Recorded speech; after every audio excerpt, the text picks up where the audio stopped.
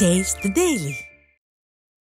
திண்டுக்கல் மாவட்டம் நிலக்கோட்டையில் பட்டா வழங்க கோரி வட்டாட்சியர் அலுவலகத்தை பொதுமக்கள் முற்றுகையிட்டனர். நிலக்கோட்டை தாலுகா அலுவலகத்தில் ஜமாபந்தி கூட்டத்திற்கு வந்த நக்கம்பட்டி சாலைபுரம் வசித்து வரும் 20க்கும் மேற்பட்ட குடும்பத்தினர் தாங்கள் குடியிருந்து வரும் இடத்திற்கு பட்டா வழங்க கோரி வட்டாட்சியர் அலுவலகத்தை முற்றுகையிட்டனர். பல ஆண்டுகள் அப்பகுதியில் வசித்து வருவதாகவும் பலமுறை மனுகளித்தும் விடியா ஸ்டாலின் அரசு இதுவரை எந்த நடவடிக்கையும் எடுக்கவில்லை எனவும் போராட்டத்தில் ஈடுபட்டவர்கள் குற்றம் சாட்டினர்.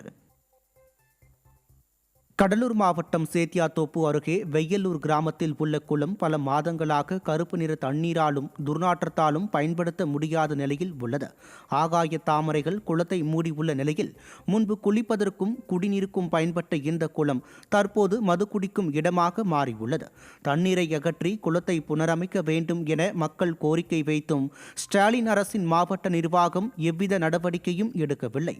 முட்புதர்களும் மண்மேடுகளும் தண்ணீர் வரத்து மற்றும் வெளியேற்ற தடுக்கின்றன. அதிமுக ஆட்சியில் நீர்நிலைகள் பராமரிக்கப்பட்டதை நினைவு கூர்ந்து மக்கள் வேதனை தெரிவிக்கின்றனர். சேலம் மாவட்டம் மேட்டூரில் நடந்த கோட்ட அளவிலான விவசாயிகள் குறைதீர்ப்பு கூட்டம் விவசாயிகளால் முற்றாக புறக்கணிக்கப்பட்டது. ஸ்டாலின் மாடல் விளம்பர ஆட்சியில் மாவட்ட நிர்வாகங்கள் மீது நம்பிக்கை இழந்த விவசாயிகள் தங்களது குறைகள் கேட்கப்படவில்லை என்ற எதிர்மாற்ற உணர்வால் கூட்டத்தில் கலந்து கொள்வதை தவிர்த்துள்ளனர். 3 வட்டங்களில் இருந்து அழைப்பு விடுக்கப்பட்டிருந்த நிலையில் வெறும் 3 விவசாயிகள் மட்டுமே கூட்டத்தில் பங்கேற்றனர். கூட்டத்தில் கோட்டாட்சியர் தலைமையில் வேளாண், தோட்டக்கலை, மின்சாரம் மற்றும் வனத்துறை அதிகாரிகள் பங்கேற்ற நிலையில் விவசாயிகள் வராததைக் கண்டு அதிகாரிகள் அதிர்ச்சியடைந்தனர். கடலூர் மாநகராட்சி 3வது மண்டல குழு தலைவர் சங்கீதா செந்தில் முருகன் மீது நம்பிக்கையில்லா தீர்மானம் கொண்டுவர வேண்டும் என மாநகராட்சி ஆணையரிடம் மனு அளிக்கப்பட்டது.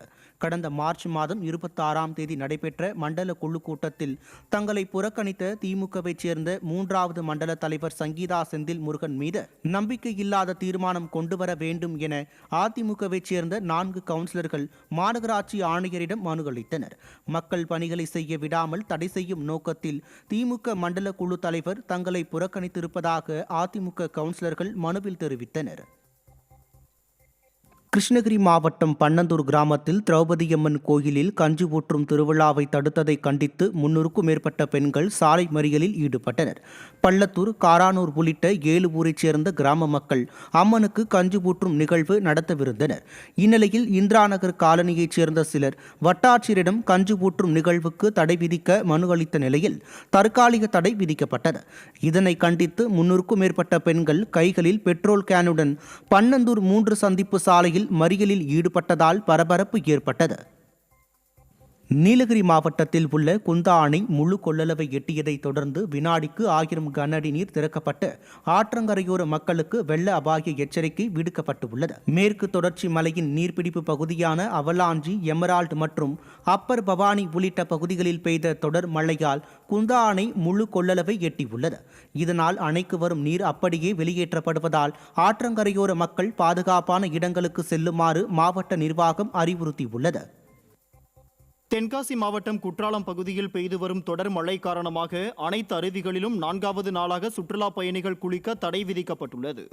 மேற்கு தொடர்ச்சி மலைப்பகுதிகளில் உள்ள பல்வேறு நீரோடைகள் மற்றும் நீர்வீழ்ச்சிகளுக்கு தண்ணீர் வரத்து அதிகரிப்பால் குற்றாலம் மெயின் அருவி, 5 அருவி உள்ளிட்ட அனைத்து அருவிகளிலும் சுற்றுலா பயணிகள் குளிக்க 4வது நாளாக தடை நீடிக்கப்பட்டுள்ளது. இதன் காரணமாக ஏராளமான சுற்றுலா பயணிகள் குளிக்க முடியாமல் ஏமாற்றத்துடன் திரும்பி சென்றனர்.